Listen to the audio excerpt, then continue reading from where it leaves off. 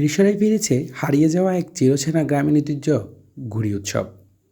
2 মে শুক্রবার বিকেলে মিরসরাই ক্যাফের উদ্যোগে পশলি মাঠে অনুষ্ঠিত হয় দ্বিতীয়বারের মতো এই উৎসবটি। শতাধিক মানুষের অংশগ্রহণে মুখর হয়ে ওঠে পুরো এলাকা।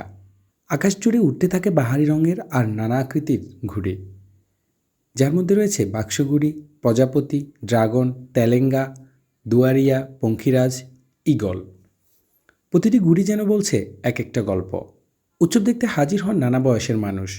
হাসি, উল্লাস আর শেকড়ের টানেই যেন মিশে যায় সবাই একসূত্রে। প্রতিযোগিতা শেষে বিজয়ীদের মাঝে তুলে দেওয়া হয় পুরস্কার। সর্বোচ্চ উচ্চতায় বিজয়ী হন মোহাম্মদ হাসান, আর ঘুড়ির সৌন্দর্যে মুগ্ধ করে বিজয়ী হন মোহাম্মদ শেখ জাহেদ।